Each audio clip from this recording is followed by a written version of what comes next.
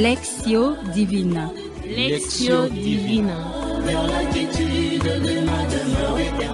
Lectio Divina, une émission pour méditer, prier et vivre la parole de Dieu au quotidien.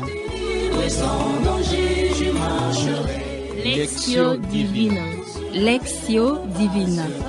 Le se flétrira, la fleur se fanera, mais la parole de Dieu jamais ne passera. Initions notre très chère émission, la Lectio Divina, au nom du Père et du Fils et du Saint-Esprit. Amen. Auditeurs et auditrices des Lectio Divina, que la paix du Christ habite vos cœurs et vos familles, et que sa bénédiction vous accompagne. Que la gloire soit rendue à la très sainte Trinité, qui nous offre la possibilité de nous retrouver ensemble autour de la parole pour la vénérer et la prier. Apprêtons nos Bibles pour la lecture et la méditation de la parole de Dieu. Sur le plateau, nous avons les sœurs qui vont nous aider à prier la parole et à qui nous adressons nos salutations fraternelles. Mes sœurs, pourriez-vous avoir l'amabilité de vous présenter pour que nos auditeurs et auditrices vous connaissent? Je suis Fifi Chibidi du mouvement des Focolari. Je suis la sœur Kitano Philomène, sœur de Mario Kwango. Sœur Itayamba, fille de Saint-Paul. Merci mes sœurs pour votre disponibilité à participer à notre émission Lectio Divina. Auditeurs et auditrices, la Lectio Divina de ce jour porte sur l'évangile de Jésus-Christ selon saint Matthieu, chapitre 2, du 1er au 12e verset. Évangile de la solennité de l'épiphanie du Seigneur. Frères et sœurs dans la foi, chers auditeurs et auditrices, pour bien comprendre et supporter la grandeur du mystère que Dieu nous révèle à travers sa parole, nous avons besoin de l'assistance de l'Esprit Saint. C'est pour cela, avant la lecture et la méditation de l'extrait de l'Évangile qui fera objet de notre lecture de ces jours, invoquons la présence sanctifiante du Saint-Esprit, Esprit de Dieu, avec nos Bibles ouvertes au passage de l'Évangile du Christ selon saint Matthieu, chapitre 2, du 1er au 12e verset, implorons le Paraclet.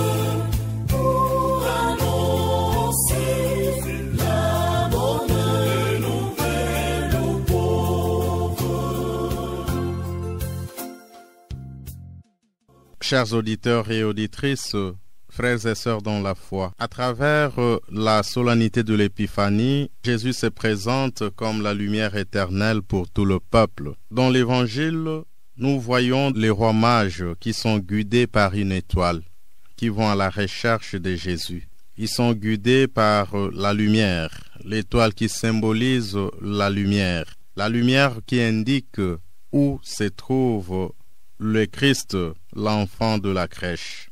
Une étoile guide des mages vers Bethléem et éclaire leur périple, mais c'est d'abord à Jérusalem que s'arrêtent leurs pas. Le mage arrive à Jérusalem, il s'arrête. L'attitude d'Hérode consiste à cacher ses intentions.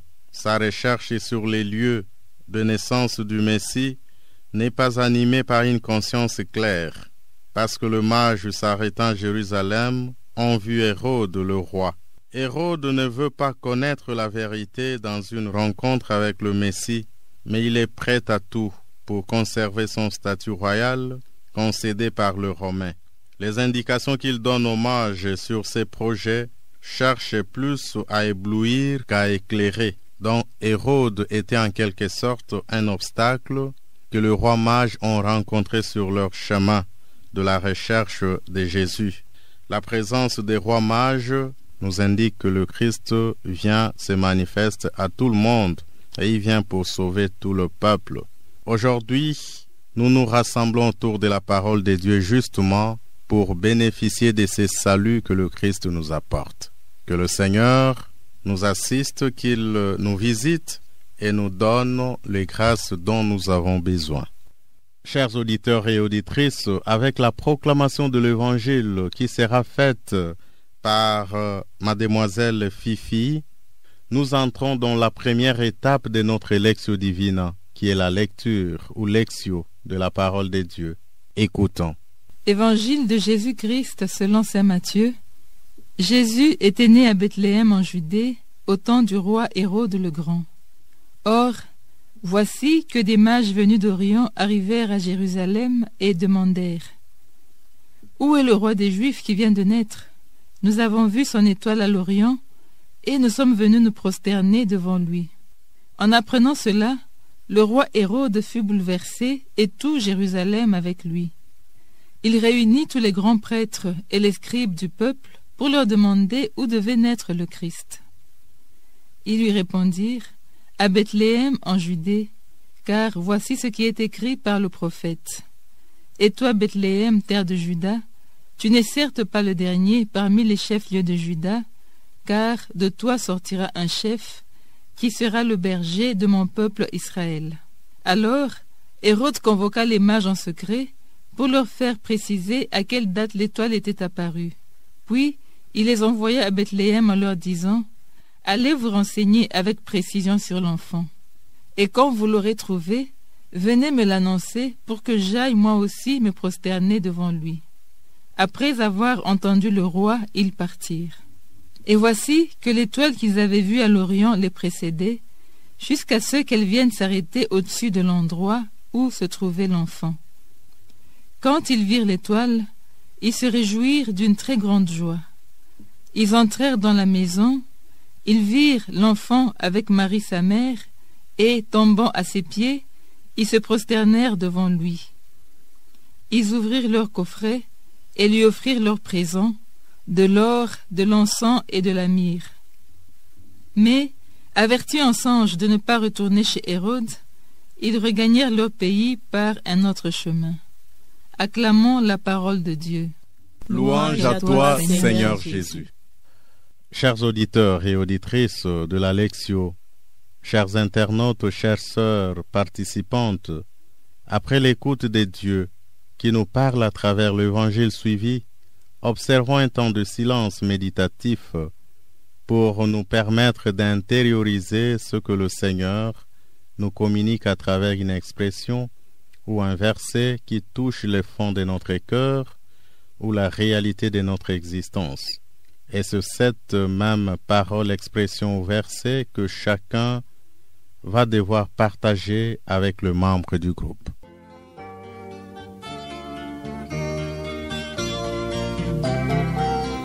Noël, rumeur d'enfants, soleil d'amour sur les berceaux.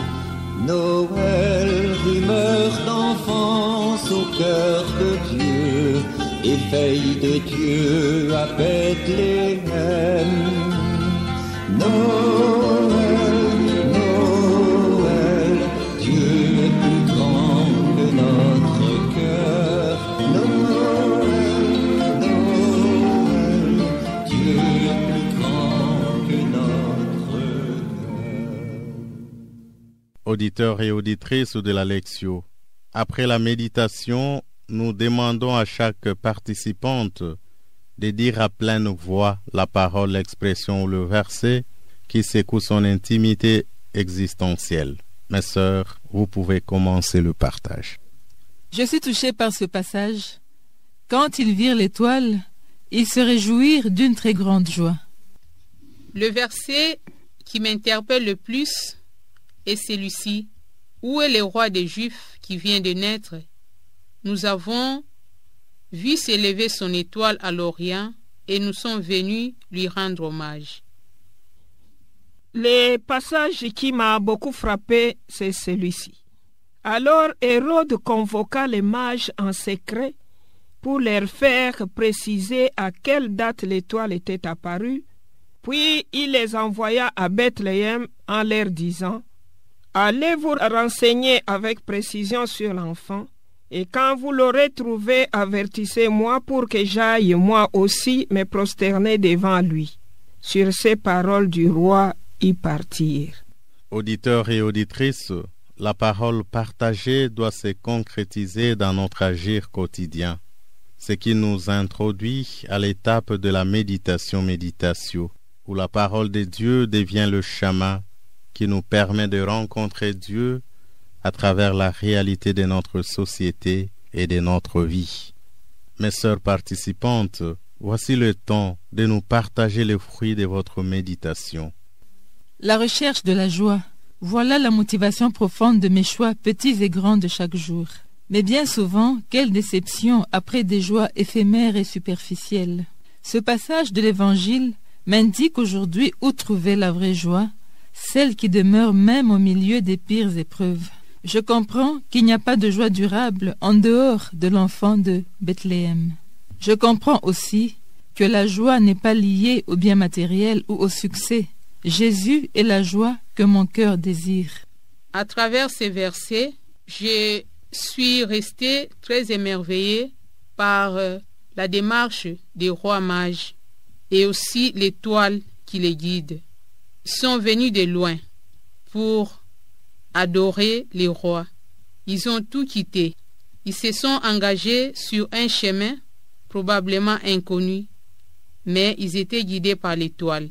L'étoile représente pour moi la présence de Dieu, et l'étoile va de pair avec la parole de Dieu. Alors, l'étoile qui est la présence de Dieu et la parole qui est Dieu lui-même sont des éléments importants, fondamentaux pour ma foi, mais aussi pour l'évangélisation des autres. Et c'est là que je vois souvent quand il y a une réalité, une situation, on commence par la célébration eucharistique pour offrir ce que nous vivons au Seigneur, pour nous abandonner entre ses mains. C'est pour moi une grande force dans le sens que Dieu marche avec nous, avec l'humanité, avec moi. Dieu ne nous laisse pas. Et l'étoile de temps en temps apparaissait et disparaissait. C'est Dieu qui est là. Et je me rends compte que dans les moments difficiles ou dans les moments de joie, le Seigneur est présent. Mais parfois, je ne vois pas cette présence. Peut-être c'est dû à mes péchés, mes incorrespondances. Être une étoile, être cette parole qui donne l'espérance aux autres, qui encourage pour suivre le vrai chemin qui est Jésus, pour suivre et bâtir la vie sur les valeurs chrétiennes, humaines et religieuses. Hérode est pris de panique parce qu'il apprend qu'il y a un nouveau-né qui vient de naître à Bethléem, un autre roi. Il est astucieux, il ment et trompe les mages. Il ne veut pas adorer le petit Jésus. Ce qui le ronge, ce n'est pas ce qu'il dit aux mages. Il veut éliminer l'enfant Jésus pour qu'il soit l'unique roi. Quel égoïsme, quelle haine et quelle méchanceté aveugle le cœur d'Hérode. Nous sommes d'autres Hérodes quand nous dominons les autres, quand nous voulons le mal des autres, quand nous ne voulons pas que les autres émergent, que les autres prennent le pouvoir. Hérode veut faire disparaître la lumière qui vient dans le monde pour nous libérer des ténèbres, pour nous apporter la joie, la paix et la vie en abondance. Dans ce monde, nous nous accrochons au mauvais chef parce que nous ne voulons pas la lumière. Au contraire, nous devons nous attacher à Jésus qui donne le pouvoir qui ne finit pas. Les rois du monde n'ont pas ce pouvoir de Jésus. Ce qu'il donne s'épuise, mais le bien de Jésus ne s'épuise jamais. Jésus nous donne la vie éternelle.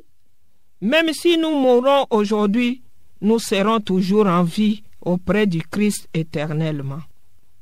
Auditeurs et auditrices, frères et sœurs dans le Seigneur, après le partage de nos sœurs et sur la troisième étape de notre Lectio Divina, qui est la prière, oratio, où la parole de Dieu devient vie, faisons monter vers le Seigneur qui connaît bien le désir de notre cœur, nos intentions de prière. Seigneur Jésus, notre étoile, notre parole faite chair. Je te demande le don de la foi, de la confiance totale, pour me laisser d'abord guider par toi, afin de guider aussi l'humanité souffrante, cette humanité qui est menacée par différents maux, surtout la pandémie de la Covid, mais aussi d'autres formes de guerre qui détruisent la valeur de la personne humaine.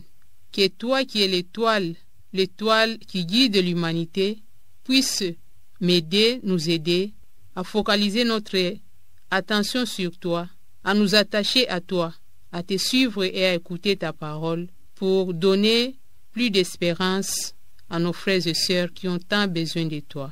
Amen. Jésus, tu es la joie avec J majuscule et tu nous demandes de demeurer dans la joie.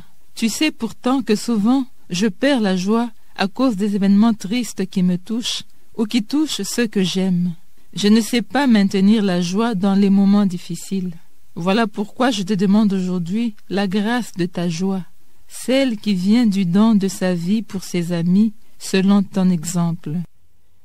Seigneur, tu es la lumière qui nous éclaire, qui nous donne la vie qui n'a pas de fin. Aujourd'hui, même dans nos maisons religieuses, nous nous accrochons au pouvoir. Nous considérons les autres comme adversaires, surtout ceux qui ne parlent pas un même langage que nous. Nous les considérons comme les gens qui ne sont pas de notre obédience. Pardonne-moi, pardonne-nous, Seigneur, notre haine envers notre prochain, notre méchanceté qui écrase les autres. Comme Hérode, nous voulons toujours dominer les autres. Nous ne voulons pas qu'ils s'épanouissent. Nous sommes tellement égoïstes. Nous ne voulons que notre bien. Seigneur, sois la lumière de ma vie, la lumière de notre vie. Apporte-nous la paix et change notre comportement pour que nous aimions les autres comme tu les aimes d'un amour vrai et sincère. Apprends-moi à vivre dans la vérité, que mon oui soit oui et que mon non soit non. Que ce que je dis soit ce que je pense et non le contraire. Merci Seigneur. C'est avec cette prière, chers auditeurs et auditrices, chères participantes, que nous concluons notre Lectio Divina de ces jours. Approprions-nous de cet exercice spirituel de haute facture et ayons l'habitude de le faire régulièrement afin que la parole de Dieu poursuive son chemin dans notre vie et nous libère de tout ce qui peut nous entraver, de tout ce qui peut entraver notre marche vers l'enfant de la crèche, notre marche à la rencontre de Jésus. Amis auditeurs et auditrices, merci pour votre fidélité à cette émission. Merci d'avoir prié avec nous.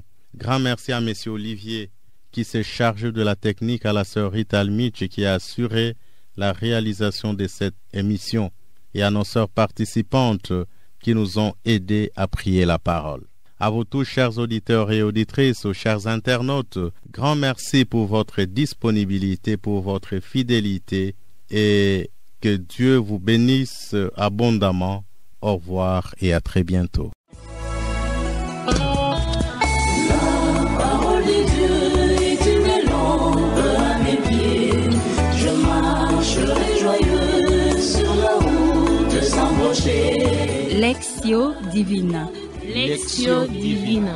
Vers la quiétude de ma demeure éternelle. Lectio Divina, une émission pour méditer, prier et vivre la parole de Dieu au quotidien. Sans danger, je marcherai. Lectio Divina. Lectio Divina. Le se flétrira.